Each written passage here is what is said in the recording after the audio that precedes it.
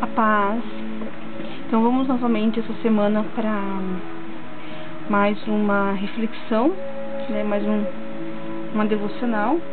E o texto bíblico que nós vamos refletir é Mateus 28, do 16 ao 20, que diz o seguinte, que conta que os 11 discípulos, depois que Jesus morreu, subiram até um monte que Jesus já havia lhe indicado, né? Foram para Galiléia e subiram ao monte que Jesus indicou. E quando chegaram lá, eles viram Jesus e adoraram Jesus, mas alguns duvidaram. Então Jesus se aproximou e disse: "Foi-me dada toda a autoridade no céu e na terra. Portanto, vão e façam discípulos de todas as nações, batizando-os em nome do Pai, do Filho e do Espírito Santo, e ensinando-os a obedecer a tudo o que eu lhes ordenei, e eu estarei com vocês até o fim dos tempos." Essa foi a palavra de Jesus para os discípulos. Então, o que ele ordenou foi: vão e façam discípulos de todas as nações. Então, a palavra de hoje é sobre discipulado, uma reflexão sobre discipulado. E o título é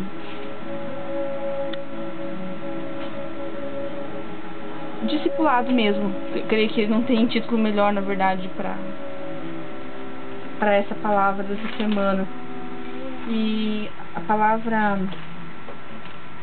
é baseada no extrato que foi retirado, né, extraído do livro O Espírito das Disciplinas, do autor Dallas Willard. Ele vive nos Estados Unidos. E ele fala, né, o que é o Novo Testamento. Ele fala que o Novo Testamento é um livro sobre discípulos, escrito para os discípulos. É um livro sobre discípulos, escrito por discípulos e destinado a discípulos, o Novo Testamento. Então, se você quer ser um discípulo, leia o Novo Testamento. Então, tem umas coisas muito profundas e muito interessantes acerca disso. Ele fala assim: as igrejas não fazem do discipulado um requisito para ser cristão. Não se exige ser ou querer ser discípulo para se tornar cristão.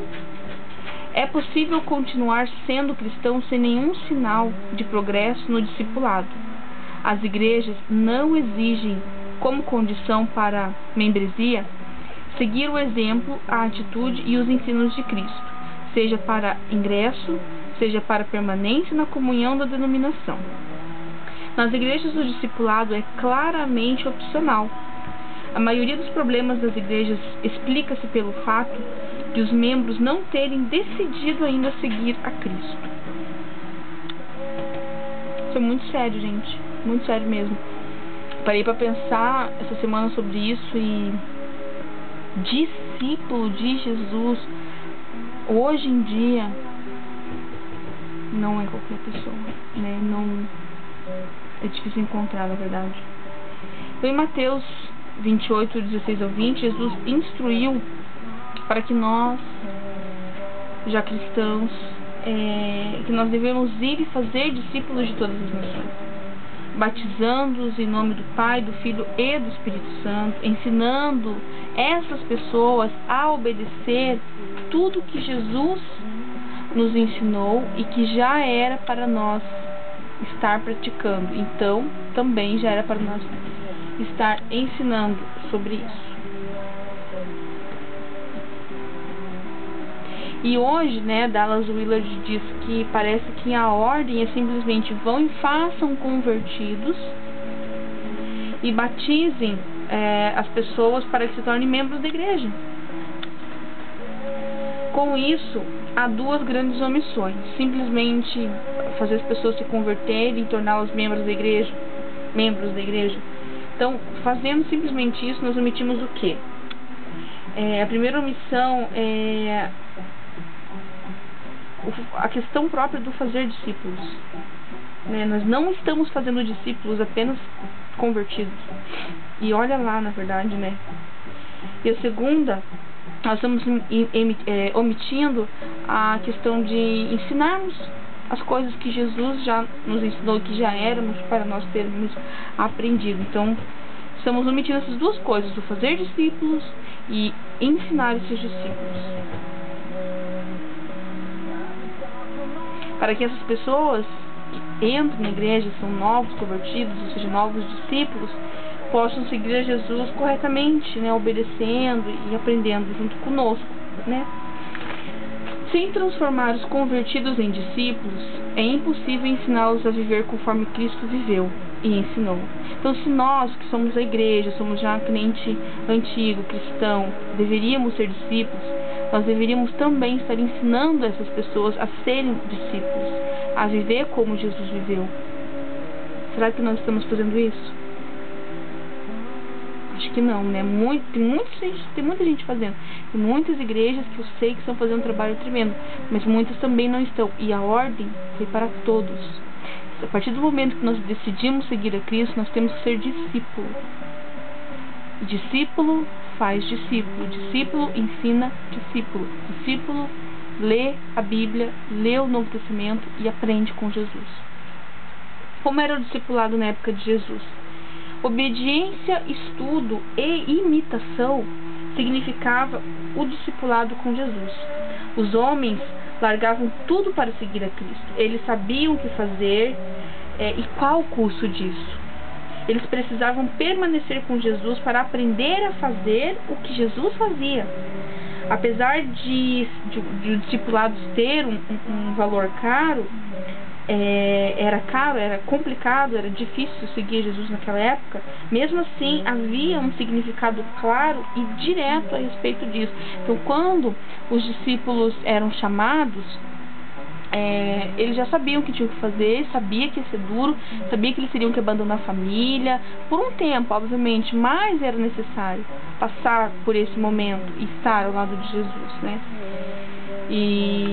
E hoje o que acontece? Nós podemos estar com Jesus, nós não podemos estar com Jesus literalmente da mesma forma que os discípulos estiveram.